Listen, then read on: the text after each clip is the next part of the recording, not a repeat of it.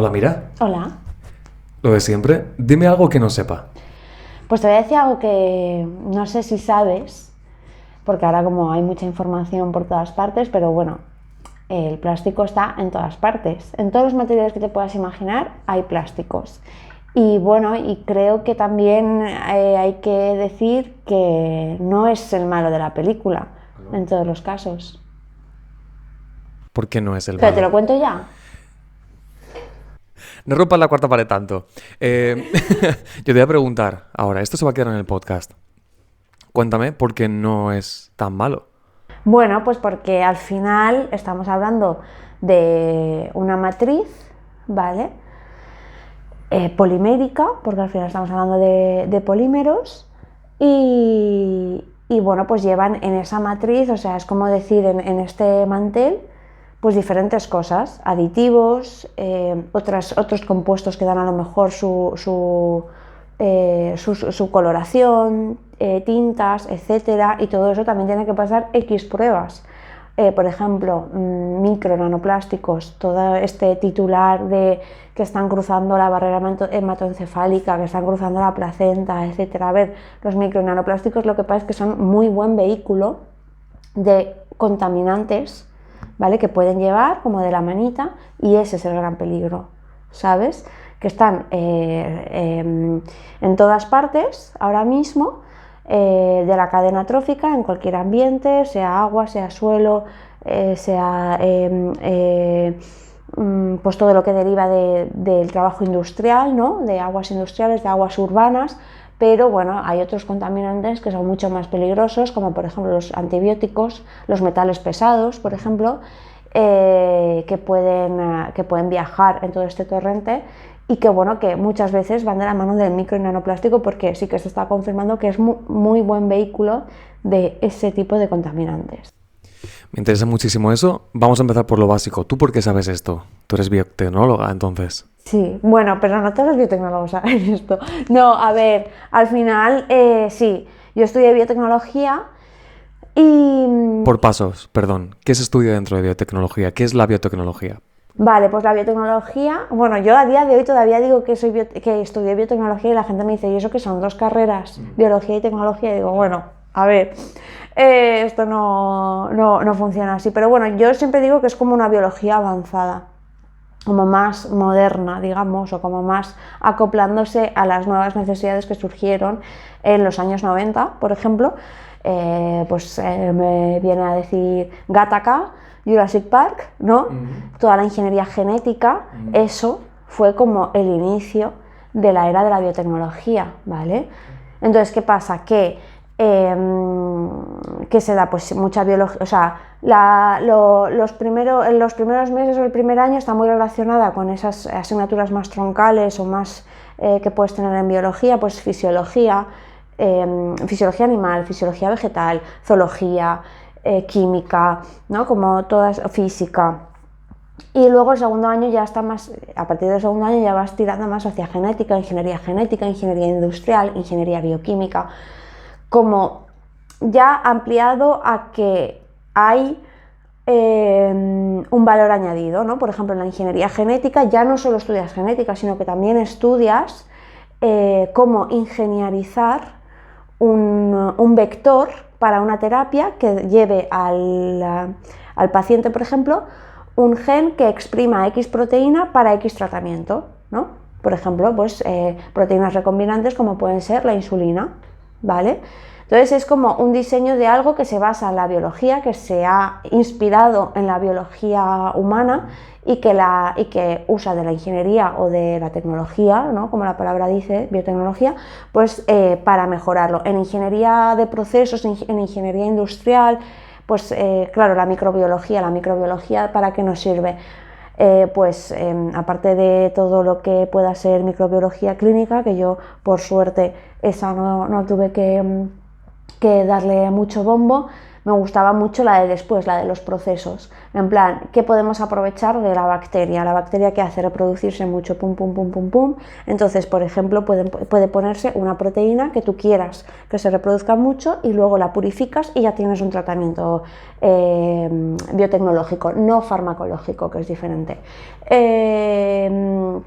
O, por ejemplo, bueno, esto sería lo que hacen en las bodegas, ¿vale? O sea, al final con azúcares, esa fermentación, pues es lo mismo, pero en procesos industriales de otras características.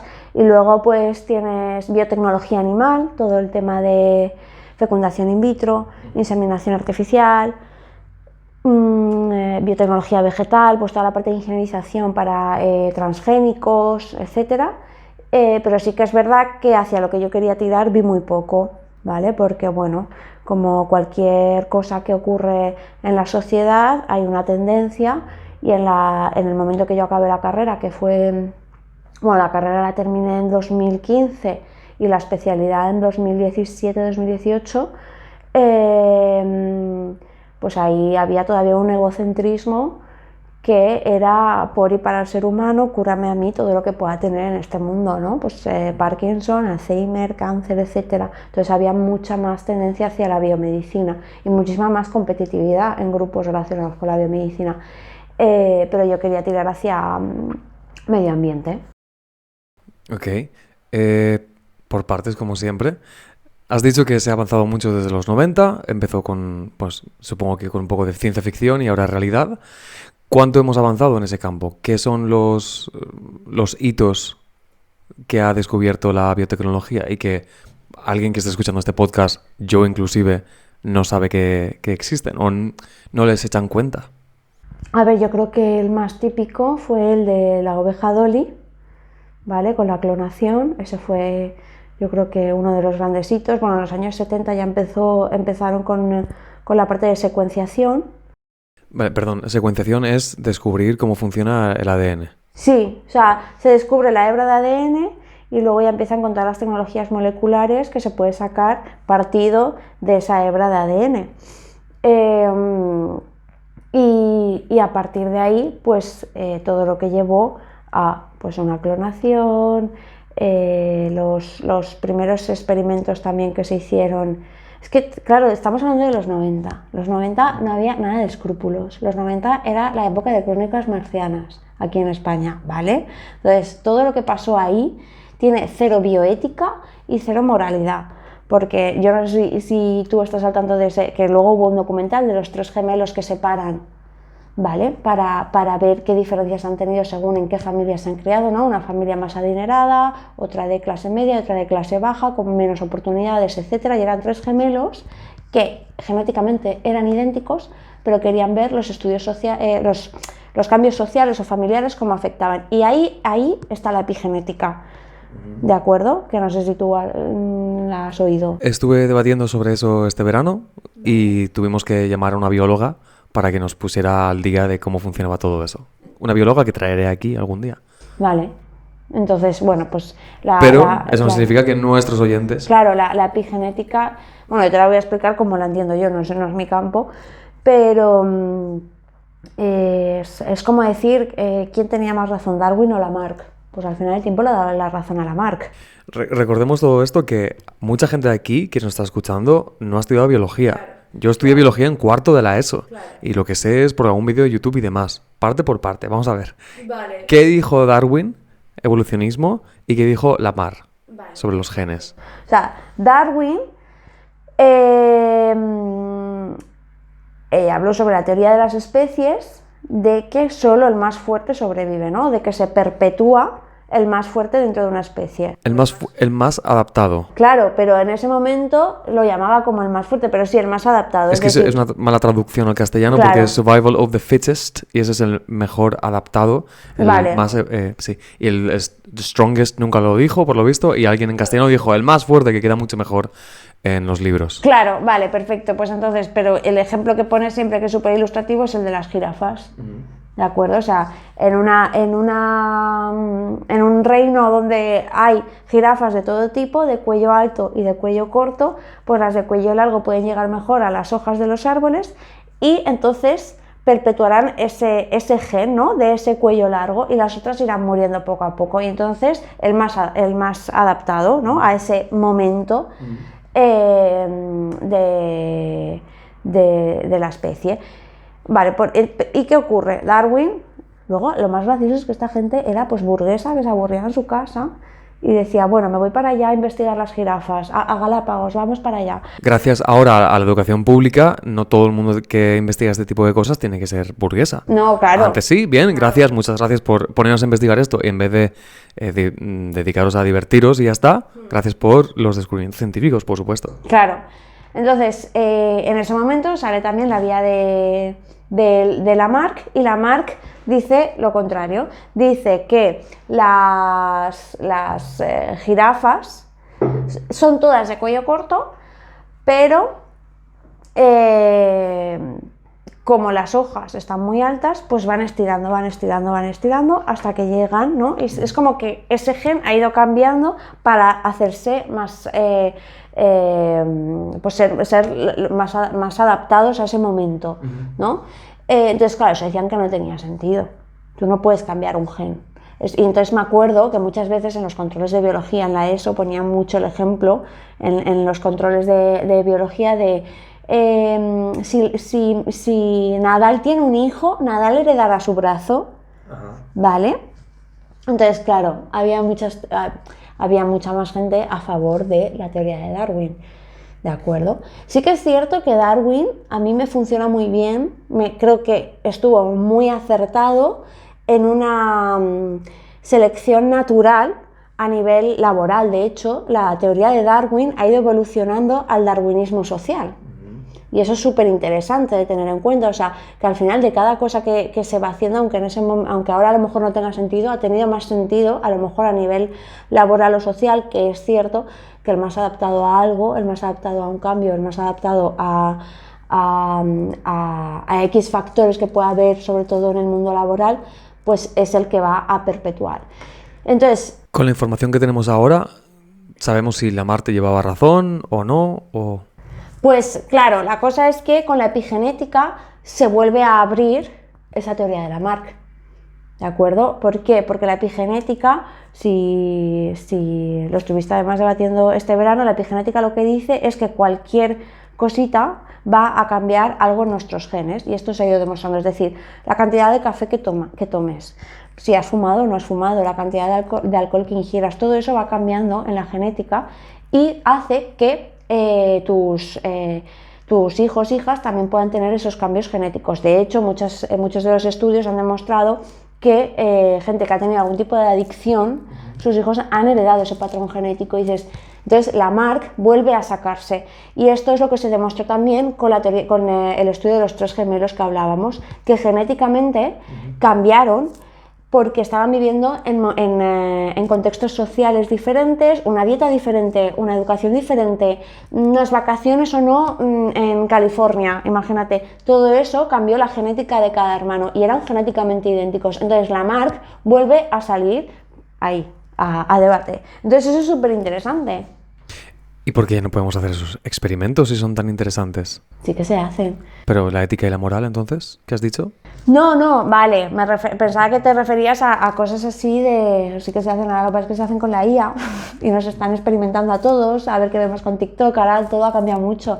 Antes, por eso todo se volvió muy egocéntrico en cuanto al ser humano, ¿de acuerdo? Y sí que, por ejemplo, en otro estudio de epigenética, las hambrunas que hubo durante la Segunda Guerra Mundial, se demostró que hasta 2 generaciones después habían sufrido cambios genéticos de la hambruna que habían pasado las madres durante la Segunda Guerra Mundial. ¿Y qué cambios genéticos había debido a las hambrunas? Pues a lo mejor hay algún gen que se suprime y entonces no sale esa proteína necesaria para una ruta metabólica, ¿sabes? Entonces son cosas pues que han demostrado que no todo era blanco o negro, y eso en la ciencia siempre hay que tenerlo en cuenta. Entonces, ¿en qué momento hubo un cambio en cuanto a bioética? Yo creo que hasta el COVID no ha habido cambio de ética. Yo, personal, o sea, yo, Amiga Fernández, persona completamente irrelevante en la cantidad de población que hay en el planeta. Pero eres alguien que sabe. Este podcast nos hace responsable de las opiniones de los invitados, pero entiendo que hemos firmado, antes de... Algo de... No hemos firmado nada. No hay dinero de por medio ni nada de eso. Algo sabrás. Sí, a ver, luego te preguntaré, porque sé que has trabajado duramente durante el COVID, y luego te preguntaré por tu experiencia y demás, pero por partes. Durante los 90 se hicieron muchos avances y en este caso fue decodificar cómo funcionaba el ADN y después intentar experimentar con el ADN, con el ejemplo de Dolly. Por ejemplo, la oveja Dolly, perdón, una oveja británica que nació de los genes de la madre. ¿Literal? ¿Me equivoco? Sí, sí, claro, y lo que pasa que lo que ocurrió con Dolly es que envejeció muy pronto, porque nadie tuvo en cuenta los telómeros. Los telómeros son una... Malditos telomeros. Claro, Nadie tiene en cuenta los es que telomeros. son los trolls de la genética, son los haters. No, lo que pasa es que lo que ocurre, o sea, tienen como bracitos, imagínate, y nosotros nacemos con una longitud de esos bracitos y conforme vamos envejeciendo se van recortando, ¿vale? De hecho, las terapias de antienvejecimiento casi todo es elongación de telómeros. Y lo que ocurrió es que cuando se procedió a clonar pues el material genético de la madre, bueno, que en realidad tuvo vientre subrogado y madre genética. Es que fue muy fuerte Dolly, fue una adelantada a su época. Claro, porque la que la llevó dentro no era su madre genética. Bueno, pues no se tuvo en cuenta... Asegura, era una oveja, no era una señora. Porque me huelen los comentarios. No, era una oveja, o sea, era una oveja, sí, sí. Ya, de verdad, es que sí.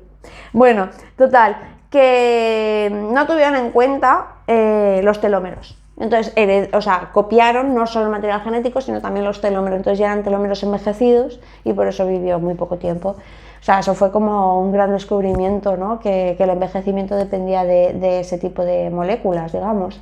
Y... Perdón, no sabíamos lo de los telomeros hasta que no investigamos con Dolly.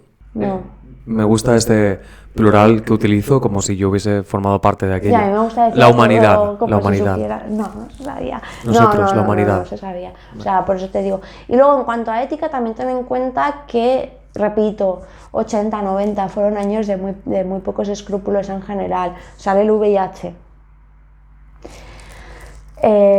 Bastante característico de una minoría. La primera medida que se toma... Perdón, minoría de la comunidad LGTB. Sí, exacto.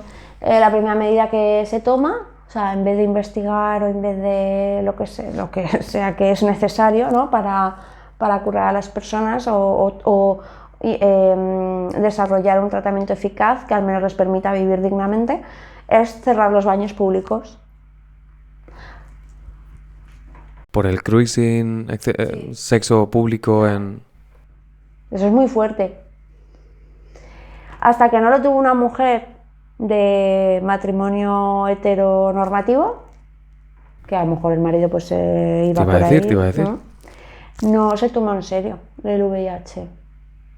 Y pasarían más cosas, ¿eh? O sea, te estoy contando como los puntos más polémicos de la ética que se ha tenido en muchos aspectos. Y luego, a ver, hay cosas que aún te vuelves un poco loca, porque sobre todo, o sea, para mí ahora mismo lo que representa el mayor morbo científico es el tema de la fecundación in vitro y todo lo que hay alrededor de ella. O sea, no sé si sabes de una noticia que salió hace unos años de que una pareja... ¿Cómo fue? Una pareja había descongelado un embrión de hacía como 30 años, o sea, más mayor que ellas, o sea, más mayor que la pareja. Sí, o sea, no, es que yo me quedo así. Yo, mira, estas historias me las sé de memoria y cada vez que las cuento me quedo... Esto es Black Mirror, pero llevado a la enésima potencia, ¿sabes? Pero Entonces, ¿cómo nos afecta esto? A ver, a mí me afecta al pensar que... no sé cuánto es lo que te decía antes, lógico. Mira, al final lo que hablábamos antes también del darwinismo social, hay una crisis social en cuanto a querer jugar con el reloj biológico, ¿vale? O sea, queríamos jugar a ser Dios, nos pusimos con el ADN, sale Gattaca, todo eso es posible hacerlo, de hecho ha sido posible hacerlo, de hecho hay un archivador bajo tierra, no sé si en Noruega o en Finlandia, que tienen ahí todas las semillas vegetales por si en algún momento se pierde alguna especie y seguramente con alguna especie animal. También hay islas donde animales en peligro de extinción o ya extintos, pues también se han hecho clonaciones a partir de ingeniería genética, porque esto es así. Entonces, para mí, lo que ocurre con todo esto es que se jugó a ser Dios con el ADN o cortar por aquí, cortar por allá, puedo curar enfermedades, te puedo hacer hijos a la carta y también pues no... Es que me he perdido, espera, esto lo cortas, que no sé qué iba a decir ahora. Ah, vale, sí, y también pues el otro talón de Aquiles en la ciencia es el reloj biológico. O sea, yo a veces pienso, y ahora yo para esto, antes era muy conspiranoica, ahora no, porque ahora tampoco digo, pero si es que no va a cambiar nada. Pero a veces piensas si el guión que se está trazando no es adrede para favorecer ciertas empresas privadas o ciertas necesidades biológicas. Es decir, ¿por qué cada vez se nos atrasa más tener una estabilidad económica? ¿Por qué cada vez ahora, por ejemplo, se lleva más estar solo o sola? Entonces parece que es como que quieren dar pie a ese tipo de vida de que yo como mujer, yo puedo ir, hay un barco de esperma, me embarazan y ya está. ¿Crees que es directamente una consecuencia de que las empresas que se beneficiarán de ello lo están planeando?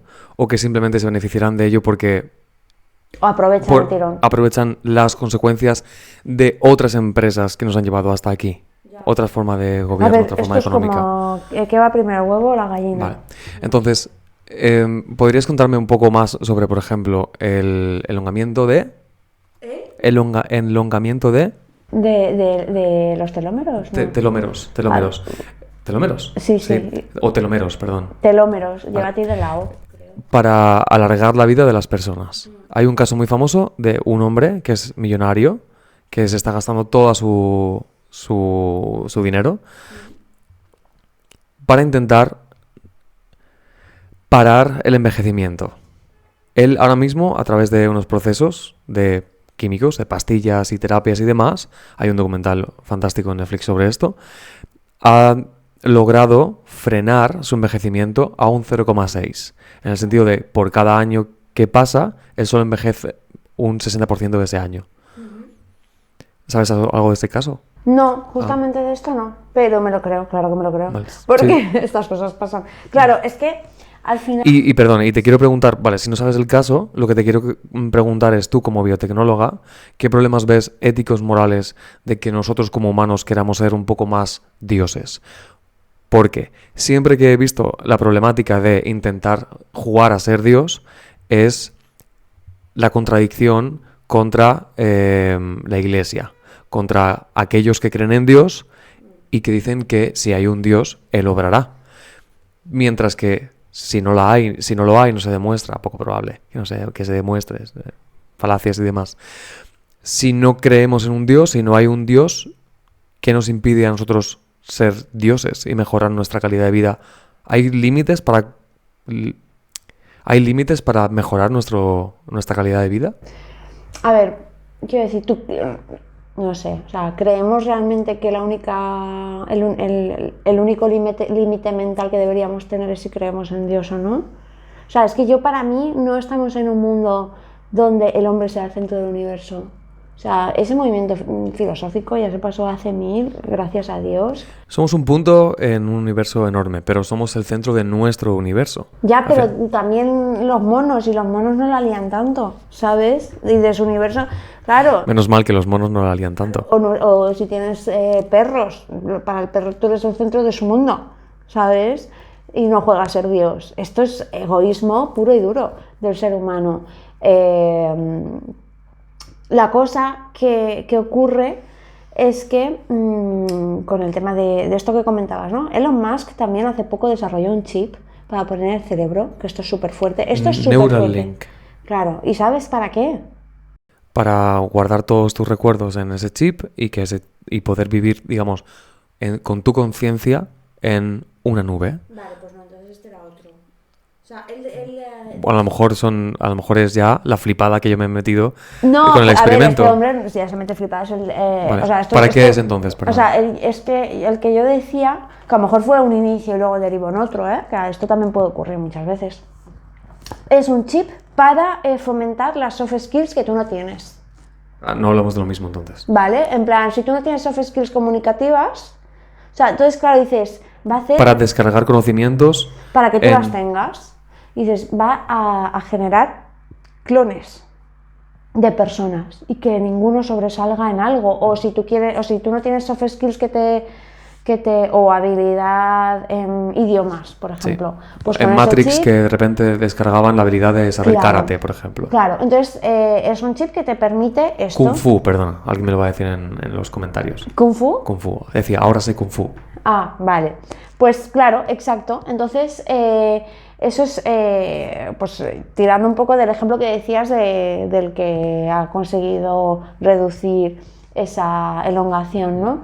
Hasta 0,6 has dicho, pues al final el problema es que, bueno, ¿dónde está el límite? Pues el límite está en tener dos dedos de frente, la verdad.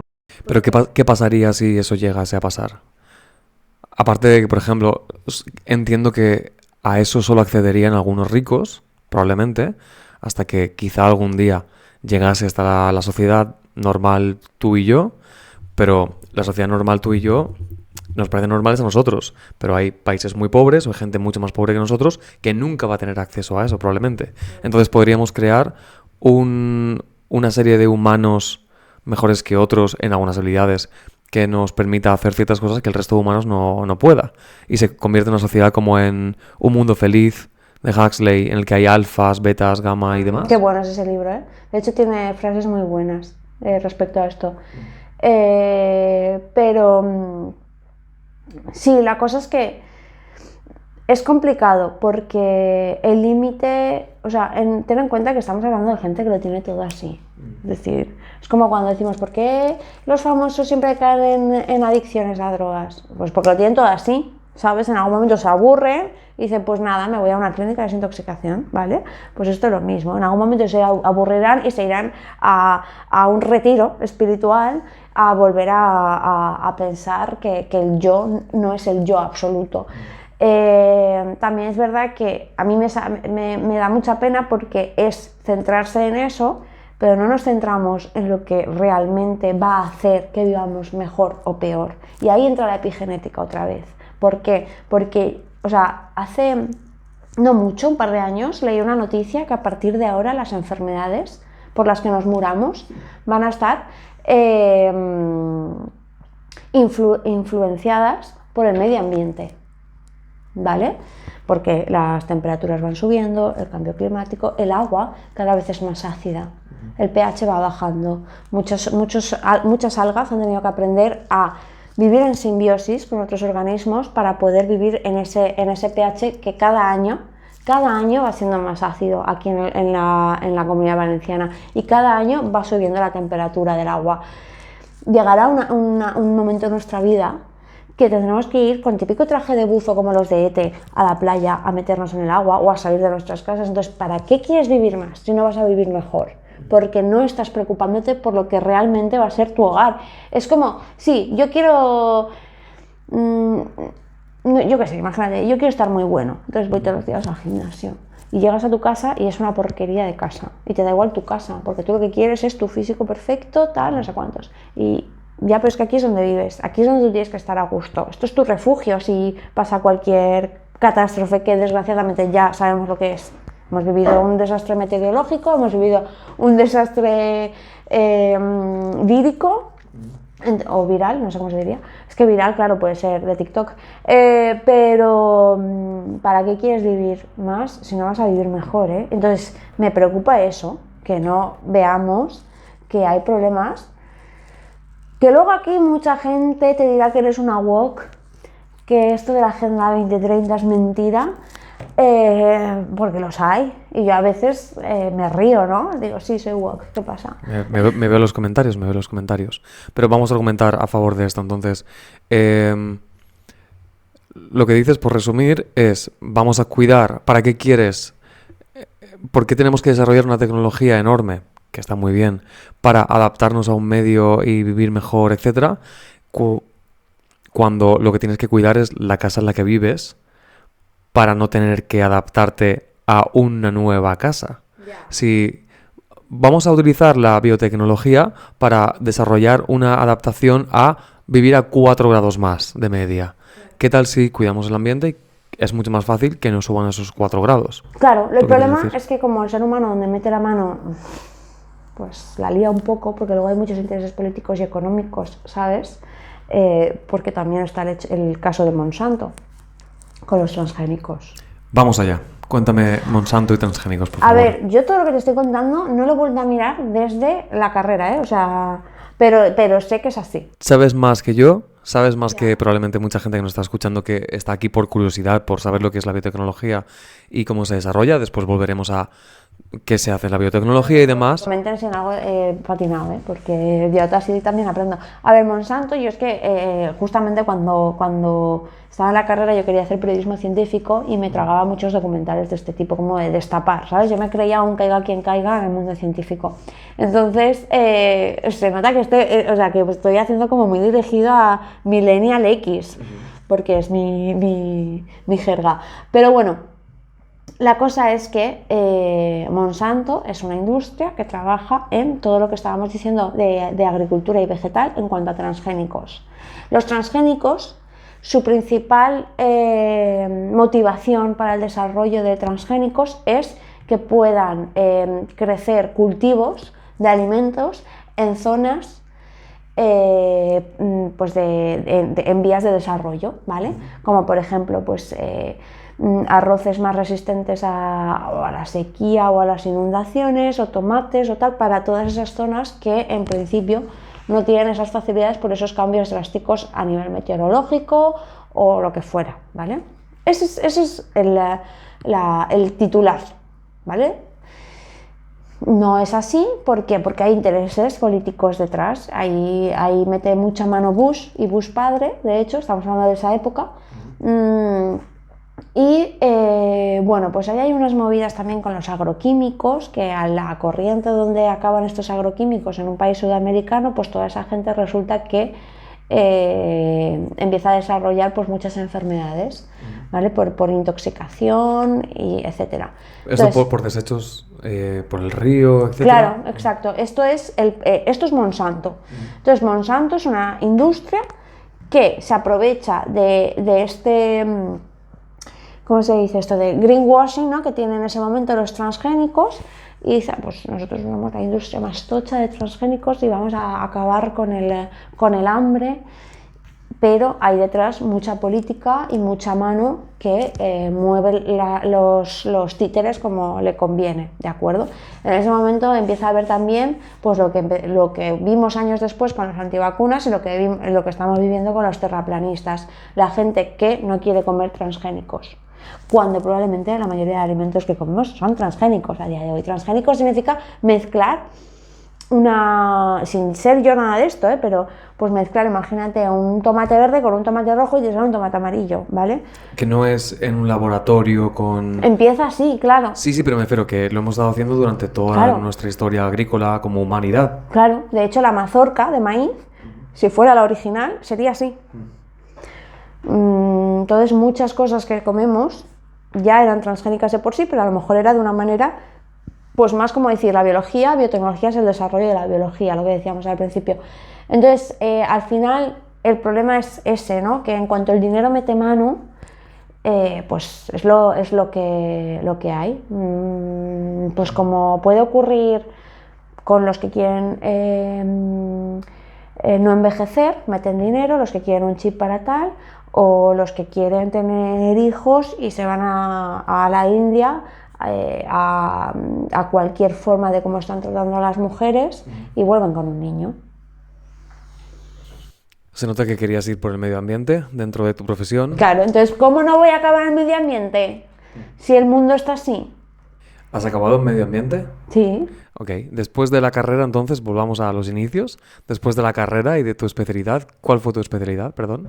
Biotecnología farmacéutica. Farmacéutica. Vale. Claro, espérate que aún hay cambios. Claro. Entonces eso son de 2017-2018. Sí. Y después, ¿qué se hace con una carrera de biotecnología, con una especialidad de biotecnología farmacéutica? Vale, claro, lo que te decía. Sales en un momento que la tendencia es muy salud y biomédica. Vale, y casi todos tus compañeros quieren acabar en un grupo tochísimo de la universidad como investigadores e investigadoras de todas estas enfermedades, ¿no? que afectan al ser humano. Bueno, pues ¿yo qué pasa? Que yo estaba viviendo en Italia, yo viví más de 4 años en Italia, en Bolonia, hice ahí la especialidad, yo estuve en un hospital ahí de enfermedades de huesos, en concreto yo trabajaba para osteosarcoma, entonces trabajaba en el laboratorio de tratamientos alternativos, tratamientos antitumorales para pacientes farmacoresistentes, ¿vale? A la quimio tradicional, o bien porque ya llevaban muchos ciclos, o bien porque tenían algún gen que rechazaba ese tratamiento y había que hacer como medicina personalizada para ellos. Entonces yo hacía esos ensayos previos de los alternativos, de los tratamientos alternativos. Y bueno, pues empecé ahí y luego pues volví a España. Aquí estuve un año en la Politécnica de Valencia, en el departamento de food, de alimentos y de alimentos funcionales y nanofood, en la parte de síntesis, encapsulación, liberación controlada de algún tipo de tratamiento intestinal, nutracéutico, ¿no? Pues algo como que te comes como suplemento de algo y sueltan en el intestino X aminoácidos o proteínas terapéuticas. Y ya de ahí me fui al norte de España, porque aquí no me salía nada, no me salía tampoco la beca para hacer el doctorado, porque no tenía buena nota yo. O sea, y mírame.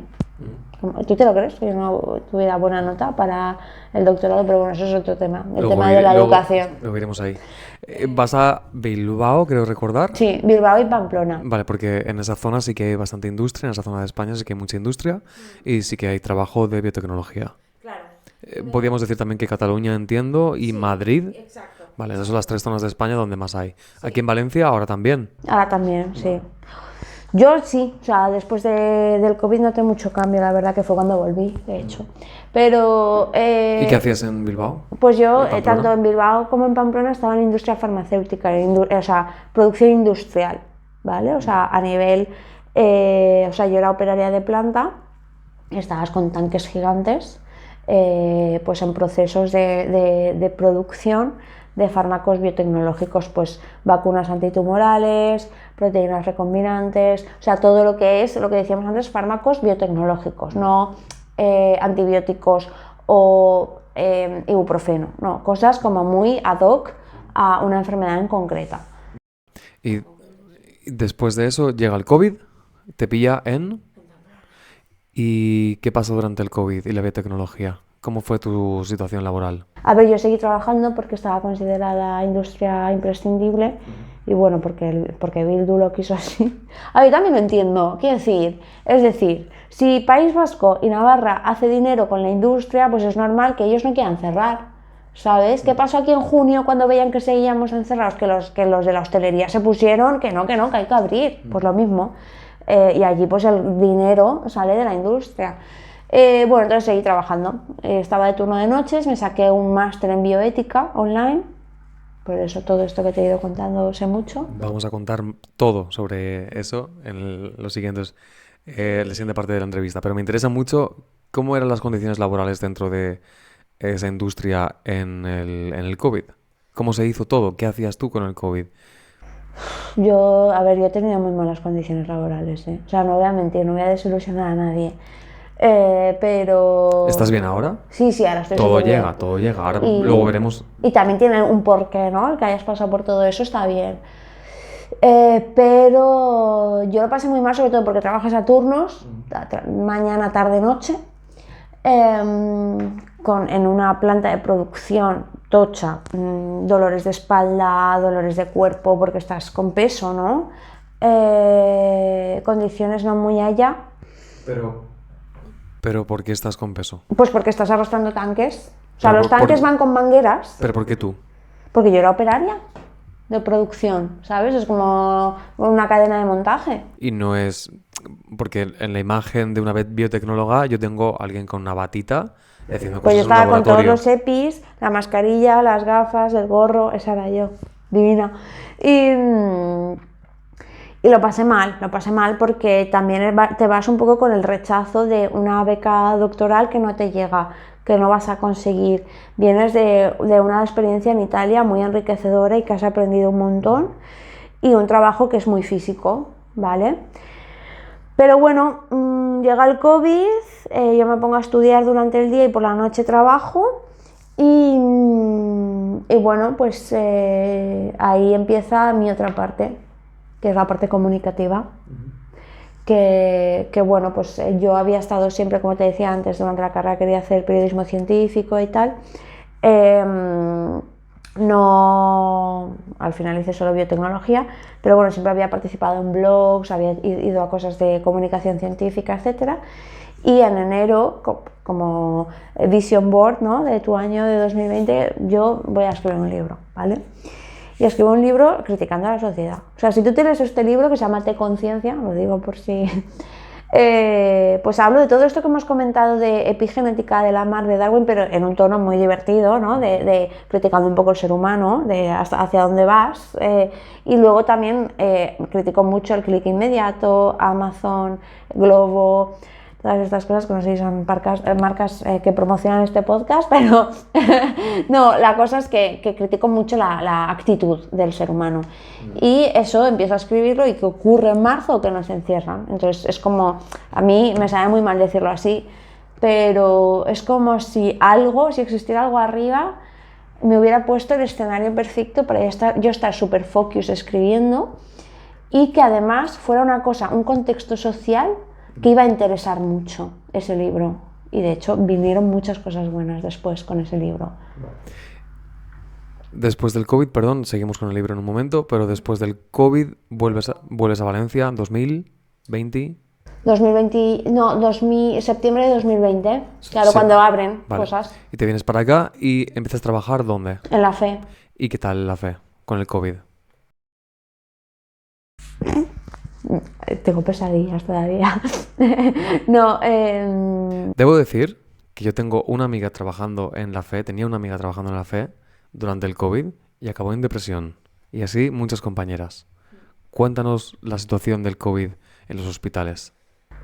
A ver, la cosa es que yo tuve la suerte de tener unos compañeros muy top, ¿vale? O sea, creo que fue clave el tomarte las cosas con humor. O sea, tenía un grupo, me reía mucho. O sea, ese cansancio y ese estrés que te sale en risa, eso es súper sano. Y eran muchas horas. El problema es que eran muchas horas, ¿vale? 13-14 horas, nada devuelto, nada pagado. Fines de semana sin parar, ¿vale? Porque luego te dicen, o sea, yo me acuerdo que me decían, no, esto el viernes por la noche, a lo mejor yo estaba de turno de noche, que siempre se alargaba, o sea, se supone que el turno acababa a las 8 y hasta las 11 no paraba. Y nadie te decía, para. Es que es muy fuerte, muy fuerte. Ahí, lo poco que se había ganado en ética en los años precedentes se perdió, y ahora te cuento por qué. Entonces, y a lo mejor aún estás ahí, te están diciendo, no, mañana al final tienes que venir. Digo, pero no habías dicho que hacía el turno otro compañero, no, tal. Y sábado y domingo, o sea, yo me fui de ahí que me debían muchísimo. Finiquitos que no se pagaron, ¿sabes? O sea, y esto lo digo ya, porque mira, yo ya soy alguien, ¿no? Pero muchas horas, porque claro, no te pagaban, te decían, no, te lo puedes coger en días, y dices, ¿cuándo? Si esto es un no parar. Yo me acuerdo en Nochebuena, el 24 de diciembre, estar hasta las 12 haciendo test y repetir, o sea, haciendo PCRs, y repetir más de una PCR porque me dieron casi toda la placa, ¿no?, de PCRs positivo. Y yo digo, es que voy a llamar a gente, porque encima tú hacías los informes médicos, es que tú hacías todo, ¿sabes? Entonces no es que hicieras PCR, es que terminabas, te sentabas y mandabas todos los informes de todas las muestras que habías analizado a cada médico. Para que mandara a sus pacientes. Digo, es que voy a decir a una familia que esta noche no se pueden juntar. Yo lo repito, porque ahí está tu moral, ¿no? De que te sabe hasta mal de que haya gente que lo pase sola, cuando a lo mejor para mucha gente mayor puede ser sus últimas navidades. Entonces, claro, tienes ahí una lucha muy rara y entonces entiendo lo que dices de tus amigas que acabaron en depresión porque yo no vivía. Y lo peor de todo, que esto me pasa a veces con el trabajo que tengo ahora, pero ahora lo disfruto mucho, es que tú sales y no desconectas, porque tus amigos saben en lo que trabajas. Entonces, tu día a día, las pocas horas que tienes libres, es WhatsApps de gente de tu entorno. Oye, si vi a mi prima anteayer y ha dado positivo, ¿cuándo me tengo que hacer el test? Entonces, ya era como, no puedo. O sea, una ansiedad diaria a todas horas. Y eso creo que a día de hoy, te lo puedo asegurar, creo que muy poca gente puede entenderlo. O sea, muy poca gente esa situación que se vivió, no sé. Pero te hace más fuerte, oye. Bien, ok, nos quedamos con eso. Por quedarnos con algo. Lo ideal es intentar no sufrir tanto, pero si te tienes que quedar con algo, pues vale, te hizo más fuerte. Durante el COVID, antes de llegar a tu nuevo trabajo, escribiste un libro de conciencia. De conciencia. Buen juego de palabras. Ella. Ahora, Que estaba juguetón. cuéntame todo para que no tenga que comprármelo. No, pues no es la gracia. Un tráiler, A ver, es una crítica a la ciencia, al I+D de este país, a la poca financiación, a la precariedad laboral y a la sociedad en general, sobre todo por los hábitos de esa sociedad fluida, ¿no? De todo inmediato, todo ahora, pues no sé, ir a un chaval en bici a llevarte algo para comer cuando está cayendo el diluvio universal, pues no lo veo lo más lógico del mundo. Bueno, y es como crítica pero divertida, la gente no se va a deprimir, es crítica divertida, o sea, es divertido. Entonces hablo sobre todo sobre medio ambiente, sobre sociedad, sobre estos hitos históricos dentro de la biomedicina, de la ingeniería genética, de la clonación, etcétera, porque te van acercando un poco a lo que no quieres en la sociedad que tú pretendes vivir, aunque sea tu mini universo. Y fue como un punto de inflexión de, vale, yo soy científica, la ciencia me ha maltratado y me sigue maltratando. ¿Yo qué quiero hacer? Y fue como un trabajo terapéutico escribir ese libro. Haz la ciencia como tú quieras hacerla. Es decir, vivimos en un mundo que desgraciadamente, yo entiendo que la educación nos tiene que educar a todos igual, ¿vale? Pero no puede ser que porque uno no le funcione X, entonces el descarrilado es él. No. O sea, quiero decir, siempre hay casos y casos. Entonces, en el tema de ciencia hay muchos estereotipos, pues por ejemplo el doctorado que me había ocurrido y en general todos los estereotipos que existen alrededor de la ciencia, ¿no? De que tienes que ser una persona extraordinaria, de que tienes que ser una Marie Curie, de que tienes tal, para dedicarte a la ciencia. Yo me daba cuenta de que no. Entonces con ese libro dije, haz lo que tú quieras. Pero puedes hacer lo que tú quieras dentro de la ciencia, me refiero, al fin y al cabo tienes que depender de una empresa que tenga unos laboratorios y demás, o simplemente te refieres a no tienes que ser la próxima Marie Curie para ser una gran científica, no tienes que hacer un gran descubrimiento porque el 99% de las personas aportan conocimiento a ese gran descubrimiento, pero no tienes por qué ser tú, y por no sacar 10, 9,8 todo el rato, no significa que no puedas ser partícipe de esta nuestra empresa, que es crear más conocimiento y experimentar, etcétera, y ser parte de la ciencia. Claro, y que luego además no sentirnos culpables. El problema de la sociedad también actualmente es que cuando no estás siendo productivo te hace sentir muy culpable. ¿Qué pasa con la gente que está en paro? No se le mide igual cuando dice que está en paro. ¿Por qué? Yo he estado en paro y haber estado en paro 6 meses y por fuerzas mayores, que luego hablaremos porque fue el precedente a este último trabajo que llevo 3 años y medio. Pero a lo mejor yo estaba aprovechando para todo lo que me ha venido ahora y que tengo gracias a ese parón que me permití, porque llevaba 3 trabajos seguidos trabajando 10, 11, 12 horas diarias, ¿sabes? Entonces digo, jolines, espera un momento, ¿vamos a vivir en automático? Entonces con el trabajo hay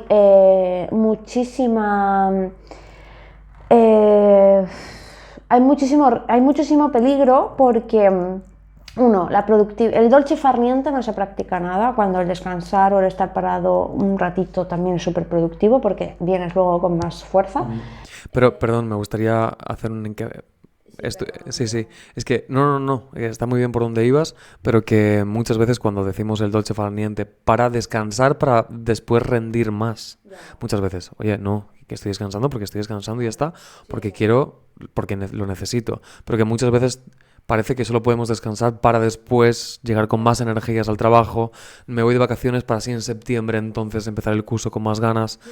Parece que es el fin último, es el Sí, es después de verdad. producir. Yo tengo un compañero de trabajo que él irse de vacaciones no le dice me voy para desconectar, me voy para conectar. Porque en realidad con quien tienes que conectar es contigo mismo, que ahora pues es complicado en este último trimestre por lo que tengas de carga de trabajo, deadlines, tareas, tal, no sé cuántos, cierre de año. Yo voy en automático, o sea, yo desde octubre digo, sin frenos, ya me estamparé y en enero revivo. El trabajo es lo que te hace desconectar. O sea, estás desconectada porque ahora mismo eres un productor. Claro, exacto. Sí. Y volviendo a lo de tu trabajo, ahora que te pasaste 6 meses en paro, ¿qué hiciste durante esos 6 meses en paro? A ver, Antes de claro, empezar tu trabajo. eso viene en muchas cosas. O sea, yo me voy de COVID porque me cogen en Alicante, en una empresa farmacéutica, para otra planta de producción, pero ya como responsable de producción. Bueno, esto fue incluso peor que lo de la fe. Esto fue ya, ahí me hicieron un mobbing brutal. Pues a ver, a la semana de entrar me rayan el coche.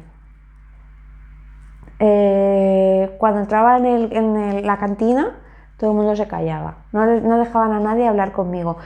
Salía de la planta, ¿vale?, de producción, y las otras 3 jefas, que claro, eran gallinas viejas de 50 años, que hacen el ABC de toda la vida, y dicen, a mí ahora me llega una niña de 27 años que quiere esto, quiere lo otro, y quiere innovar y quiere tal, y me va a venir aquí a joder, ¿sabes?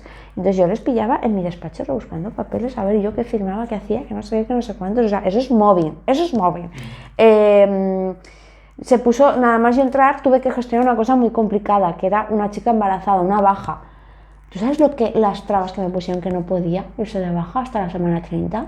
Digo, pero escúchame, que entra en una planta de producción que se pone unos EPIs, que está trabajando con microorganismos, ¿sabes? Bueno, me la liaron muchísimo. Yo no sabía gestionar nada de eso, no me ayudó nadie, me trataron muy mal, y yo en ese momento ya hacía trail de montaña. Y bueno, me lesioné en Sierra Nevada, pero yo seguía currando en Alicante, porque tengo la baja del embarazo, luego trabaja de otro chico que se había roto la rodilla jugando a fútbol. O sea, yo entré y todo era fatality. Claro, pues yo doblaba turnos, o sea, yo ya no era responsable, yo ya estaba en planta fabricando y doblaba turnos, fatal, para que tampoco lo doblara ninguno del equipo. Y yo me llegué a oír, y claro, yo iba coja, yo ya las escaleras no las podía ni subir, y yo me llegué a oír, a ver si se acaba de reventar la rodilla y no vuelve más. Eso. Y yo creo que era ya somatizando el dolor a tope lo mal que yo estaba. Entonces me volví y estuve en paro esos 6 meses. Pero, ¿qué ocurrió? O sea, justo cuando yo trabajaba en COVID, el libro de T-Conciencia, yo lo presenté a un concurso nacional, ¿vale? En la categoría de divulgación de ciencia y conocimiento. Y a los 3-4 meses me llaman y que ha ganado el concurso, ¿vale? Primer premio de divulgación científica y conocimiento. Y bueno, pues voy a los premios, tal, no sé qué, no sé cuántos, y ahí vienen pues muchas entrevistas en la radio, en Apunt, en esto, en lo otro. Bueno, yo ahí en mi salsa. Digo, esto sí que me representa. No hay que me rayen el coche. Total, que cuando claro, ese proyectito se queda en stand-by, pero cuando me pasa todo lo que me pasa, yo digo, que me piro, adiós. Digo, voy a tomarme un tiempo porque yo no estoy bien mentalmente, pues porque había empalmado muchas cosas entre lo del norte, el COVID, trabajar allí sola, volver, trabajar en la fe, o sea, no estaba bien. O sea, llevaba como, es como quien está saliendo de una relación tóxica, ¿no? Pues quieres un poco oye, no quiero saber nada de ningún tío, ¿no? Imagínate.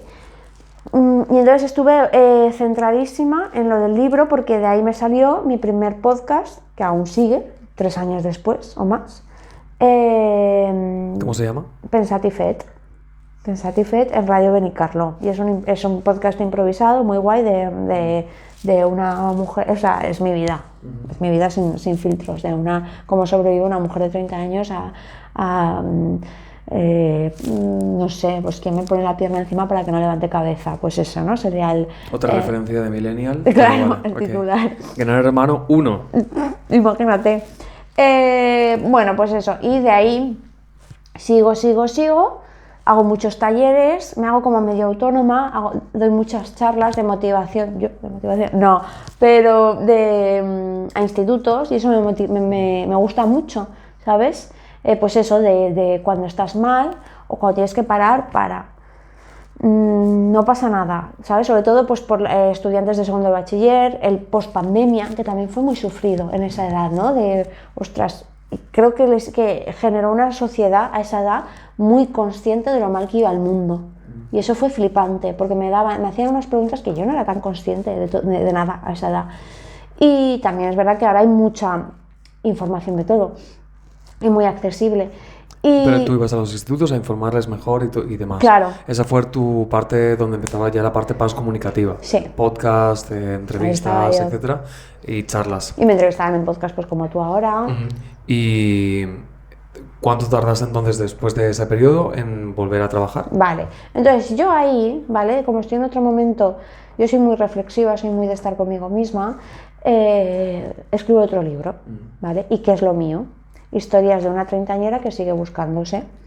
Y son reflexiones sobre todo esto, lo que estamos hablando, de el sistema educativo, el sistema laboral, el tema del dolce farniente. Hablo mucho del darwinismo social en el mundo laboral, mucho de un mundo feliz. Yo estaba cabreada con las experiencias que había vivido, ¿vale? Y bueno, ese libro también tiene muchísimo éxito y además es un libro que muy, muy chulo. No porque sea mío, pero es muy chulo. Pero yo no estaba mandando ningún currículum porque yo no estaba bien. O sea, es como si no estás bien y estás en Tinder, pues vas a estar mareando a la gente. Y entonces me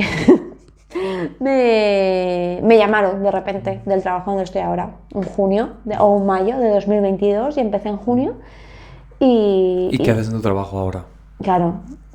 Bueno, entonces luego hacemos retomamos luego lo de comunicación, ¿no? Porque luego viene otra cosita bomba, no, pero bueno, pues entonces yo entré a trabajar ¿se puede decir? Vale, en AIMPLAS, ¿vale? Que es un centro, tú verás. Ya no lo sé, es un centro tecnológico, si no lo pitas y ya está.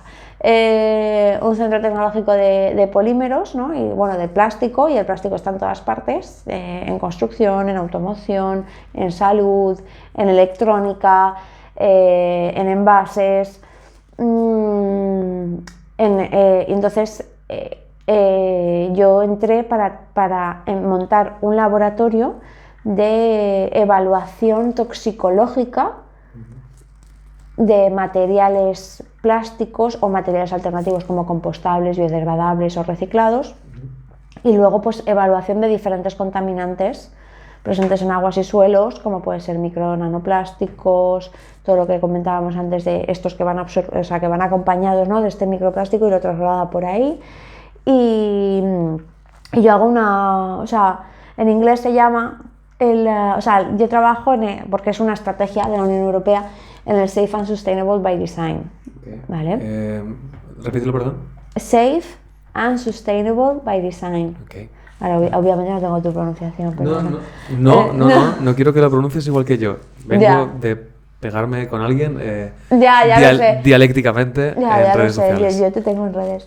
Pero Safe and Sustainable by Design, ¿no? Entonces, que algo sea seguro y sostenible durante el diseño, ¿vale? Entonces ahí tú miras muchas cosas, ves la economía circular y el análisis de ciclo de vida, pero también ves que cada cosa que se va añadiendo a eso sea también seguro para el consumidor y para el medio ambiente, y eso es en lo que trabajo yo, ¿de acuerdo? Entonces sí que es cierto que los 2 primeros años, ahora llevo 3 años y medio, los 2 primeros años fue mucho el poner a punto el laboratorio, entonces por eso fui la primera... lo primero que vino en mente, ¿no? de la persona que me contrató y se puso en contacto con otros grupos de trabajo en los que yo había estado, pues en la UPV y tal, porque al final era un trabajo que yo tengo mucha mano, porque al final yo vengo de ser operaria, ¿sabes? Entonces tengo mucho cacharreo, me gusta, soy espabilada, soy resolutiva, de ponerte un enchufe, de ponerte un tal o de ponerte un cual, vale. Y a partir de ahí ya llegaba lo difícil, lo que yo nunca había hecho. Yo había hecho trabajo, digamos, cadena de montaje, pero yo nunca había estado sentada horas escribiendo un proyecto o buscando financiación o buscando consorcios o lo que sea, ¿no? Que es a lo que me dedico ahora. Yo trabajo para montar proyectos de la Unión Europea para medio ambiente y salud. Pero bueno, a ver, al final la parte comercial, si tienes skills comunicativas y tienes desparpajo, te sale sobradísimo, sabes mucho de lo que haces, entonces eres todavía mejor comercial, ¿vale? Porque has estado mucho con la mano ahí.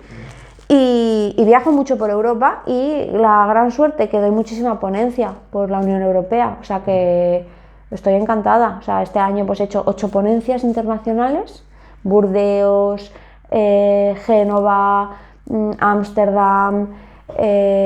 Por toda Europa, pero lo que más me interesa de esto es que alguien que tenga habilidades comunicativas puede también desarrollarlas dentro de la ciencia. Estos dos campos se tocan. Claro. No tienes que ser una persona muy introvertida que quiera estar en un laboratorio, para eso también hay trabajo para ti, pero hay trabajo para una mamarracha, con todos mis respetos, una mocatriz, que quiere ser científica y está en los dos campos a la vez. Claro, la cosa es que por eso también es muy importante que yo entiendo que al principio hay que hacer, caerse, volver a levantarse, y de las experiencias se aprende mucho, pero a veces también es importante pararse y focalizar, ¿no?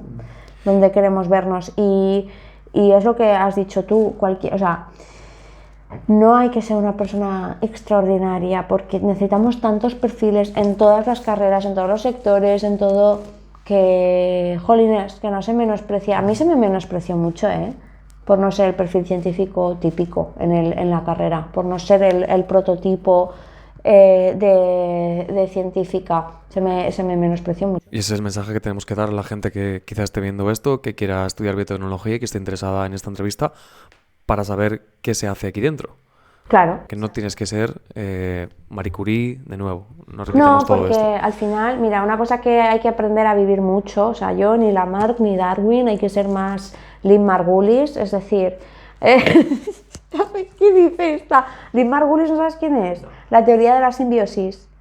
Bueno, la simbiosis es cuando dos cosas se juntan y son mejores, imagínate, ¿no? Esto lo descubrió una científica que se llamaba Lynn Margulis, que, bueno, tenemos la célula con el núcleo y la mitocondria. Esto en un principio eran 2 células procariotas, como si fueran 2 bacterias, cada una con esas capacidades, y se fueron encontrando, imagínate, es como si una se enamorara de la otra, ¿vale?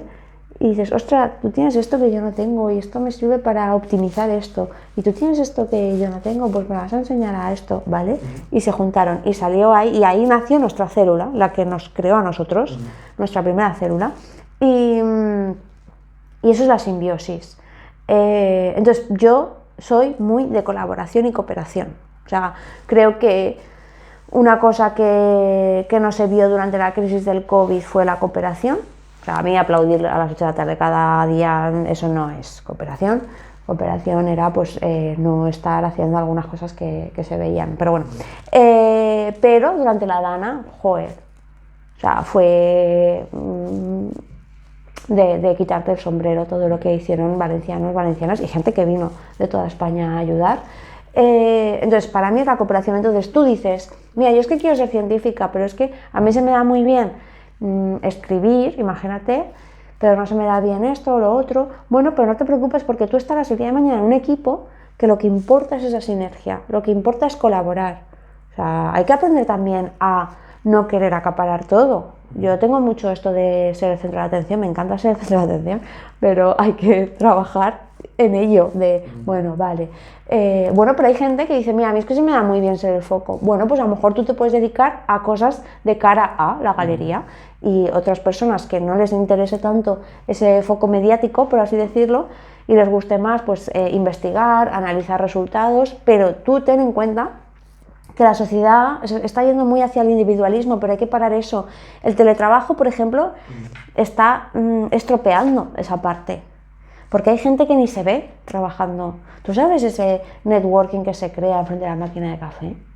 O sea, ¿sabes? Ese paseíto que te haces tú con tu cafelete a ver a tu compañera, a tu compañero y charráis. Ay, pues mira, y aunque parezca que es una pérdida de tiempo, esos 5 o 10 minutos son un dolce farniente que te sirve para relajarte. Entonces, hay que ser más de cooperación, como el medio ambiente. Con todo lo que has contado y todas tus experiencias malas, dentro de cabe, Hay un final feliz. en final feliz, ¿recomiendas a la gente estudiar biotecnología? Sí. A ver, yo siempre voy a recomendar que hagas lo que quieras. ¿Qué otras profesiones pueden hacerse, a uno se puede dedicar cuando estudia biotecnología? O sea, salidas, vale. Sí.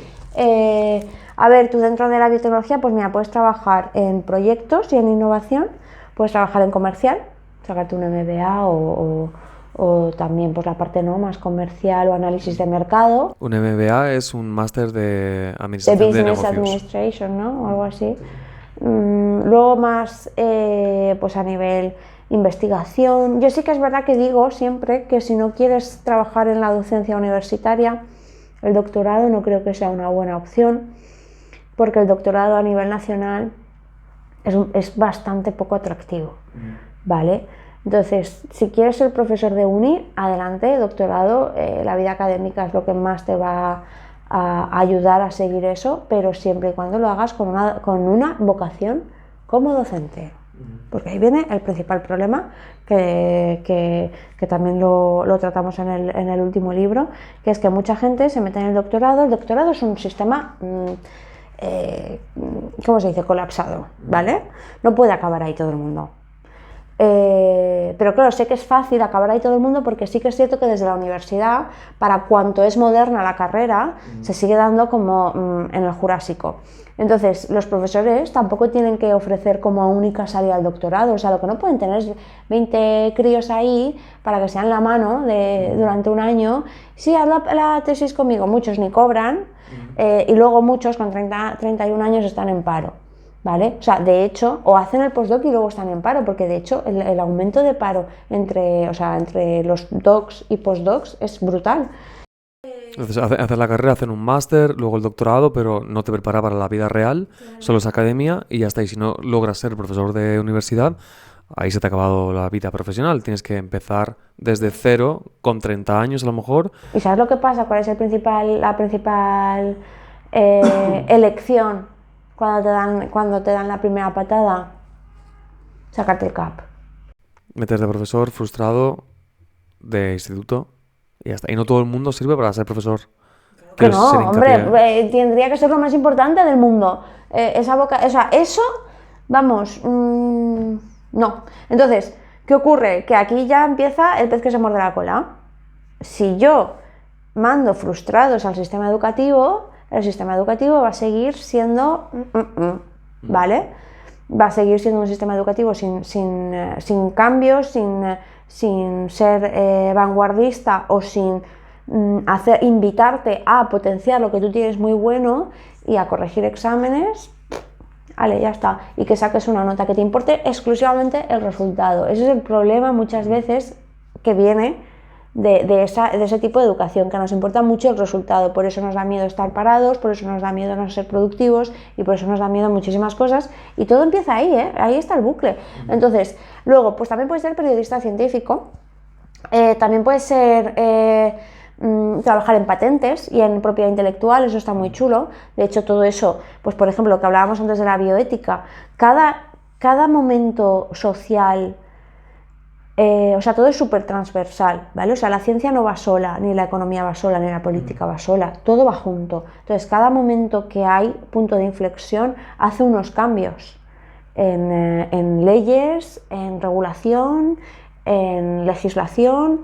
Cuando pasaron ciertas cosas que los seres humanos hacían barbaridades, pues lo que decíamos antes de genética y todo el rollo, se tienen que inventar unas profesiones que a lo mejor hasta ese momento no existían, ¿no? Dentro de la bioética. Lo mismo está ocurriendo con la IA. O sea, la IA está empezando a crear formación relacionada con de quién es la propiedad intelectual cuando se crea algo, ¿vale? ¿A quién pertenece Bruce Willis ahora que ha afirmado que tras su muerte se podrá hacer películas sobre él? ¿A un ordenador, a un software o a su familia? ¿Vale? Entonces todo viene un poco relacionado con un momento social que crea un impacto y tiene que haber un cambio, ¿vale? Entonces lo bueno de todo eso, que cada vez hay más impacto social sobre todo, y todas las cosas tienen mucho impacto social. Entonces se crean cosas nuevas cada año. Entonces lo que quieres decir es que se están creando tantas cosas nuevas que para cuando alguien quiera salir de la universidad, a lo mejor ya hay algo nuevo y no has mencionado ahora. Claro, vale. Exacto. De hecho, yo creo que todo lo que hemos vivido en los últimos años da pie a un poco tener esa reflexión. COVID, ¿vale? Industria farmacéutica, ¿vale? Pero la sociedad va cambiando el chip, va poquito a poco diciendo, ostras, es que el ser humano está llegando a sitios donde a lo mejor no tendría que llegar. Vamos a hablar de eso porque me interesa mucho el futuro, así que recojo esa frase para llevarte hacia allá. ¿Hacia dónde crees que va la biotecnología? En muchos campos, pero ¿hacia dónde crees que va? A ver, yo creo que va muchísimo, o sea, creo que va muchísimo en cuanto a eficiencia energética, en recubrimientos de aislantes térmicos, etcétera, en construcción con casas prefabricadas, en el textil, mogollón, porque de hecho luego, o sea, tiene muy pocos años, ¿no? La química verde, la química sostenible, lo que decíamos antes de ingeniería genética, ¿no? Para cambiar genes y que no padezcas esa enfermedad, por ejemplo, hablando banalmente, pues con la química verde desarrollar compuestos muchísimo más sostenibles y seguros para el medio ambiente, safe and sustainable by design, para textil, y que sean igualmente antiadherentes, igualmente no sé, o sea, térmicos, todo lo que tenga que tener un textil, ¿no? Si es un textil técnico, por ejemplo. Entonces, yo creo que va mucho en cuanto a eficiencia energética, construcción, va muchísimo. Y yo, no lo sé, pero creo que sí, va a ser el principal problema. Y luego algo en cuanto a la reutilización de agua. Me interesan todos ellos, por partes. Entonces, la energía. ¿Qué crees que deberíamos hacer con la energía? ¿Qué proyectos nos están llevando a cabo o nos están prestando atención y deberíamos prestarle atención a eso, pero los intereses quizá económicos están puestos en otro sitio? Vale, a ver, aquí hay un problema, obviamente, como hemos dicho todo el rato, político, o no sé qué hay, pero lo que no puede ser es que España es el país de la Unión Europea con más horas de sol y el que menos aprovecha la energía solar. No tiene sentido que Alemania aproveche más que nosotros. ¿Por qué? ¿Por qué? Dímelo tú. Mi teoría es las grandes energéticas. Vale. Hay un libro que explica muy bien esto, no el desarrollo energético, pero sí las tramas de las grandes energéticas con el gobierno español. El libro del que hablo es Franquismo S.A. y explica de dónde vienen las grandes empresas españolas y cómo el franquismo les promocionó, les favoreció, etc. Y cómo eso ahora mismo está dentro del tejido del gobierno. Cómo dependen unos de otros. Cuando PSOE o PP dependen de grandes sumas de dinero que tienen que invertir grandes empresas en ellos para que puedan hacer sus promociones, etcétera, para poder hacer que la gente les vote, después tú no vas a hablar mal de ellos. No vas a hacer políticas contra de ellos. Sobre todo cuando muchos de tus políticos después se van a trabajar para ellos. Ya. Claro, no, sí, no, eso, o sea, las puertas giratorias, ¿no? Nos han dicho de toda la vida.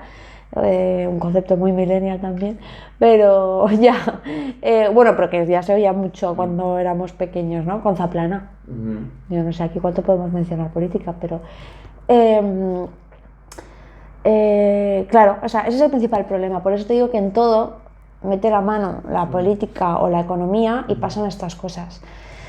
Entonces, ese es el principal problema de la falta de inversión en eficiencia. O sea, yo he ido a países que todos son placas solares. Y aquí veo, ¿cuánto puedes ver a lo sumo? 1000 metros cuadrados, por decirte algo, no lo sé, me lo acabo de inventar.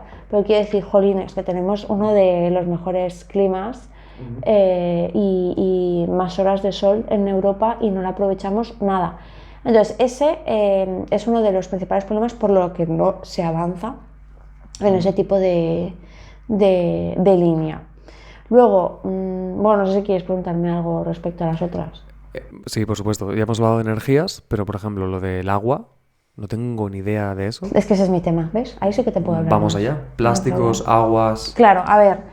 Ten en cuenta que lo que decíamos antes, cada punto social, o sea, cada punto, cada crisis que hemos vivido ha llevado a, aquí que ha ocurrido la Dana, que tenemos contaminantes por toda la albufera, que han acabado en nuestro mar, etc. También que ocurre que la directiva de la Unión Europea de agua potable cambia ahora en diciembre, o sea, no, perdona, para 2026, en diciembre de 2026. Tienen un año toda la industria, todas las empresas para que trabajan en materiales de construcción por donde pasa el agua para ser, o sea, ¿cómo se dice? Pues para estar en correcto, ¿no? En correcta fabricación, ¿vale? Entonces, ¿qué ocurre? Que hay mucho problema en cuanto a la sequía, en cuanto a la cantidad de contaminantes, por lo que te decía también al principio, ¿no? Ten en cuenta que tenemos mogollón de torrentes por donde viene muchísima cosa. Tenemos industria, aguas sanitarias que salen por los desagües, imagínate, antibióticos, fármacos, restos de cualquier textil, de batas, etcétera. Lavadoras, que también tienen mucha microfibra, nanofibra de ropa, que también son polímeros, son plástico. Aguas agrícolas con mucho pesticida, con mucho fungicida, con mucho agroquímico, con mucho antibiótico también, ¿no? De la ganadería. Entonces ahí el agua es vida, el agua lleva todo, ¿vale? Entonces va a haber un problema. Y luego también están las EDAR, las plantas de tratamiento de aguas, que bueno, pues también están metiéndose en todo el tema ese de proyectos de tratamiento de aguas para poder reutilizar ese agua, y entonces se hace como una evaluación después de ese tratamiento. O sea, imagínate que esto es muy banal, esto es una tubería, por aquí tiene que pasar el agua y se desarrollan tratamientos para ese agua para que se eliminen pues todos los contaminantes que estábamos mencionando, y se hace una evaluación pre y post para ver si hay diferencias en la cantidad o concentraciones de esos contaminantes en agua. Entonces eso es lo que hago yo evalúo esa presencia de contaminantes antes y después de un tratamiento en aguas. Entonces la reutilización de agua va a ser, el problema del agua va a ser una crisis potente, porque cada vez hay menos, cada vez hay más sequía, cada vez hay más contaminantes, el cambio climático afecta mucho y va a ser un problema. ¿Y la inteligencia artificial, el consumo de la inteligencia artificial? ¿Consumo de agua, perdón, de la inteligencia artificial? Bueno, ya. Yo es que de eso me enteré hace muy poco. Yo no lo sabía, la verdad. Pero, por ejemplo, una cosa que digo, esto que lo va a ver un público joven, ¿no? Un público... El objetivo es que lo vean universitarios y gente que está en el instituto, para que sepan cómo es el grado de biotecnología y en qué se trabaja y qué tipo de personas trabajan en biotecnología, que no hace falta ser una persona aburrida en un laboratorio. Pero si eres aburrido en un laboratorio, enhorabuena, hazlo. Pero está también gente como Mira Fernández, que tiene una furgoneta y se va por ahí. Claro, exacto. No, pero eso sí que voy a dar un consejo, ¿vale? Porque yo tengo mucho estudiante en prácticas. O sea, yo... tengo cada año, imagínate, 2 o 3 personas en prácticas. ¿Esclavos? No, pero Minions. sí, yo soy no, yo los trato súper bien. Además me dicen que madreo mucho, yo soy muy madre. Sufro mogollón. Bueno, total. Que una cosa que noto que las generaciones de ahora van enseguida a ChatGPT.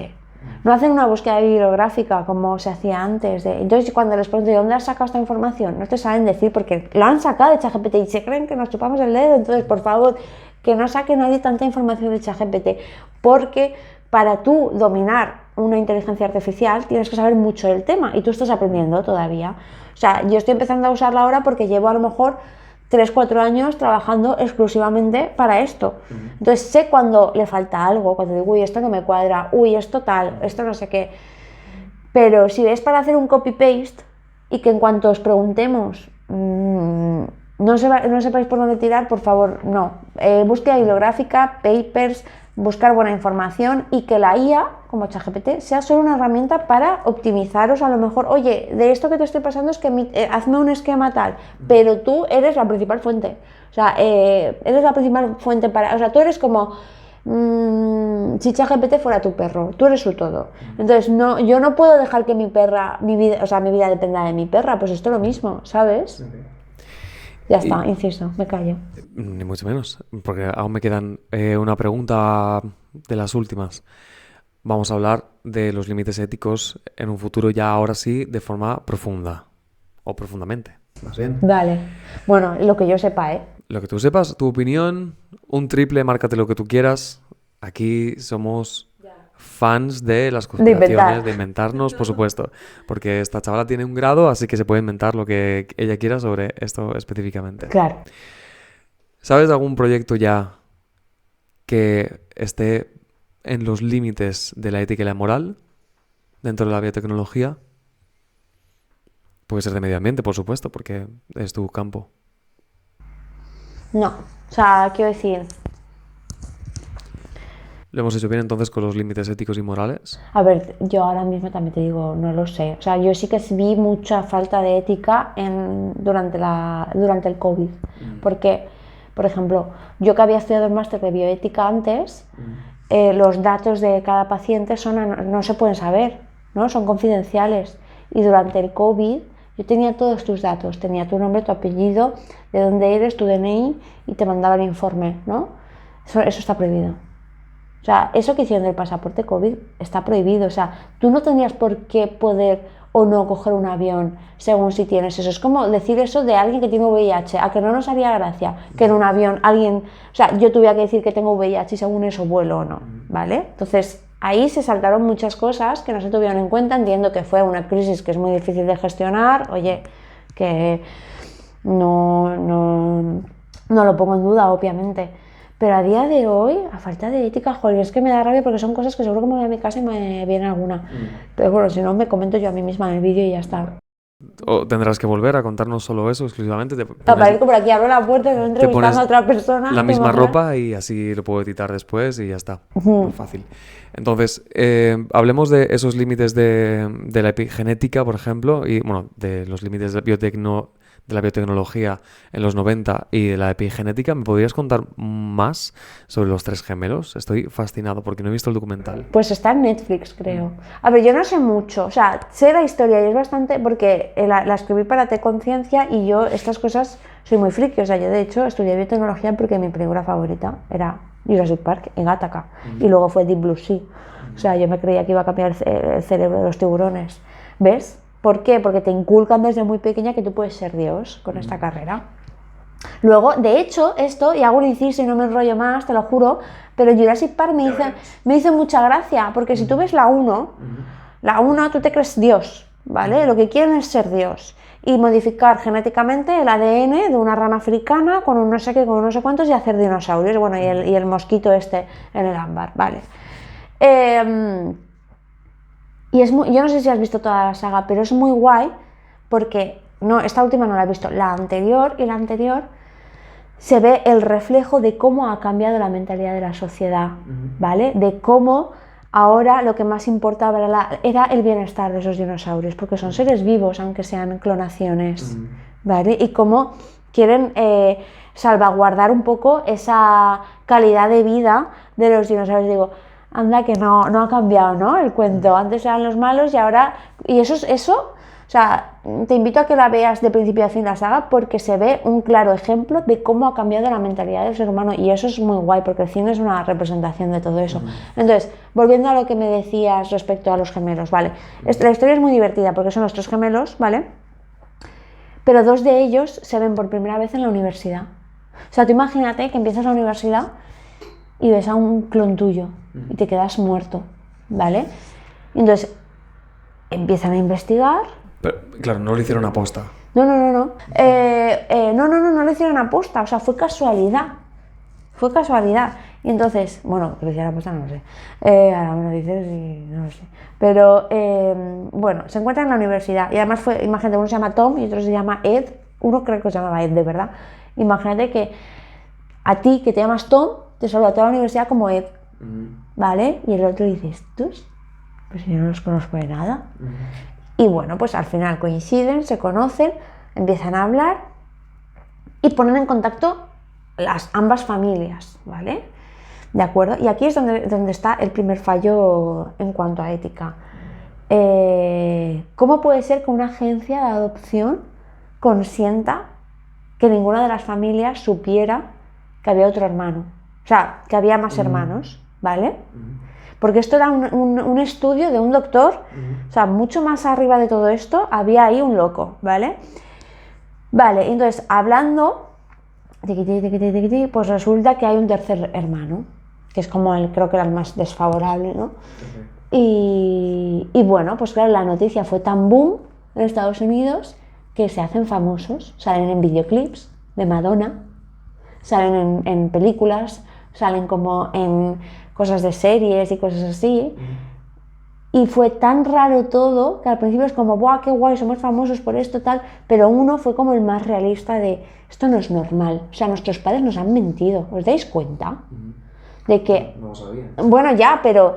bueno, a lo mejor sí, ahora que lo dices, bueno, no lo sé. Pero o que alguien ha jugado con nuestras vidas. O sea, uno se le va ahí un poco ya como que alguien ha jugado con nuestras vidas, que alguien... Esto es como mucho más grande de lo que nos creemos y se suicidó.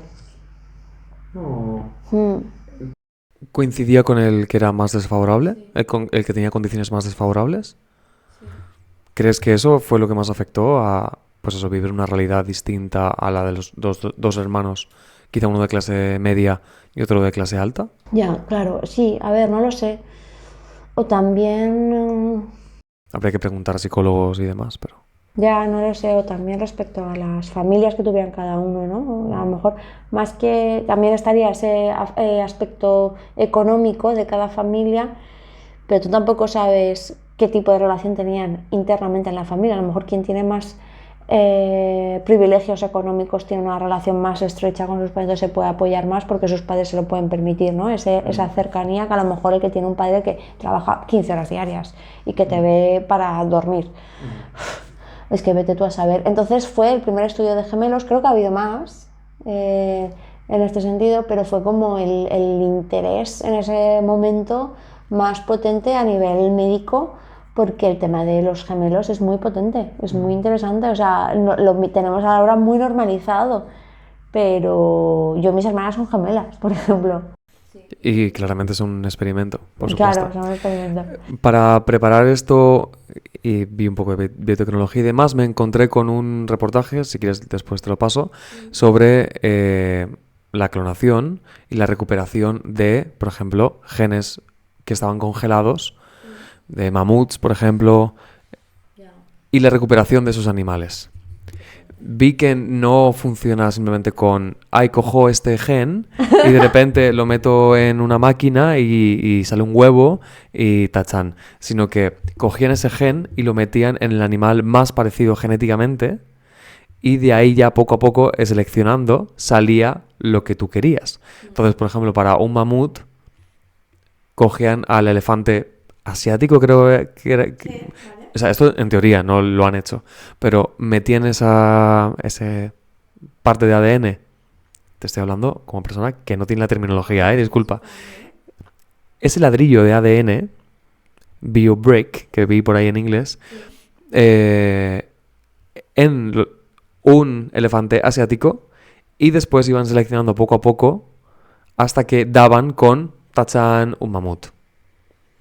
Explicado muy brevemente porque se me está haciendo tarde. No, sí, no, pero eso tiene todo el sentido porque yo vi un documental muy parecido relacionado con, o sea, la primera ingeniería genética empezó en la Segunda Guerra Mundial, ¿no? Se hicieron muchos experimentos, pero hay otra teoría que dice que la mitología en realidad era ingeniería y que lo hemos querido ver como cuentos mitológicos, historietas, fábulas, pero en realidad pues el centauro, claro, es un hombre que, ¿sabes?, que tiene mitad caballo, mitad hombre, la mujer medusa, o sea, que dicen que los primeros experimentos que se hicieron fueron en ese momento y que nuestra sociedad ha querido disfrazar con historias que no fueran tan chocantes como que habían cortado ahí mitad tronco a un hombre, lo habían pegado a un caballo, ¿sabes?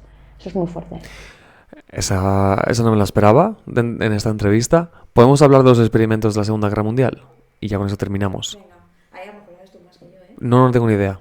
Nunca he sido un hombre obsesionado con la historia y las guerras y demás, pero ya que tenemos a alguien que sí que sabe bastante... Me pasas las preguntas, pues yo vengo aquí sin preparármelo, pero yo de esto tenía muchas cosas de cuando yo era joven, porque yo de joven era muy conspiranoica. Pues vamos, hablemos de conspiraciones, No. pero con un poquito de base científica para que la gente que quiera estudiar esto de repente no se me vuelva loca. Claro. Y dije, no, es que lo vi en un podcast de un bigotudo. No funciona así. Vale, pues Segunda Guerra Mundial, a ver, se hicieron muchos experimentos, ahí hubo muchos experimentos también en gemelos, lo que leí, porque a raíz de lo de este documental que te contaba, pues fui investigando para el primer libro y se hizo mucho en gemelos. Bueno, al final lo de la raza aria, pues era bastante evidente, ¿no?, que Hitler quería una raza perfecta para los ojos de él. Se hizo mucho en cuanto también a todo el tema de fecundación in vitro, pero todo a nivel carnicero, ¿eh? O sea, estamos hablando de carnicerías, no ahora que cojo a nivel microscópico, te cojo esto de aquí y te lo pongo. Eso fue lo que más he leído que se ha hecho. Y sí que es verdad que, bueno, ahora no sé si tú has leído algo más, ¿no? Ahora sí que es verdad que, claro, como está tan en auge la IA, todas las historietas están relacionadas con cómo surgió la IA y con el Edward ¿no? ¿Se llama? ¿O cómo se llama? No sé de qué hablas. Yo solo te he preguntado por los experimentos de la Segunda Guerra Mundial. No sé por qué has hablado de inteligencia artificial. Quiero decir que cada vez que hay algo en lo que la sociedad se obsesiona, empiezan a sacar todas las exclusivas de, ¿sabes? Empiezan a tirar de hemeroteca, ¿sabes? Entonces, no me acuerdo más, entre especies, o sea, también hacían muchos experimentos pues entre diferentes especies, ¿no?, para combinar y ver qué salía, que eso es muy heavy también. Pero más que nada lo más típico era eso, ingeniería genética y mezclar especies, y lo del tema de los gemelos. Porque claro, tú al final, si quieres investigar o quieres hacer el tema de clonación, tienes que estudiar muy bien el tema de los gemelos. Eso es muy fuerte. Me temo que vas a tener que volver entonces a contarme más sobre esto. Claro, si tú me dices, mira, aquí hay un especial de cosas así. Un monográfico. Vamos, si yo, además Pues entonces te pongo la cámara, te dejo aquí, y yo me voy a limpiar la cocina tranquilamente. No, porque aquí hace falta un poquito de que alguien me guíe, porque si no, puedo estar aquí hablando sola hasta mañana. Y como puedes hacer eso, me temo que tendrás que volver a otra hora y media de podcast. Mira, he aprendido muchísimo. Sí, muchas gracias. Me alegro, no sé, a lo mejor ha sido un rollo. Eso lo decidirá el público. Decidid bien. Yo me he enterado y me ha gustado. Vale. Mil gracias, Amira, por venir. Nada, a ti y a vosotros. Cuídate. Tú también. ¡Tachán! ¿Ya está?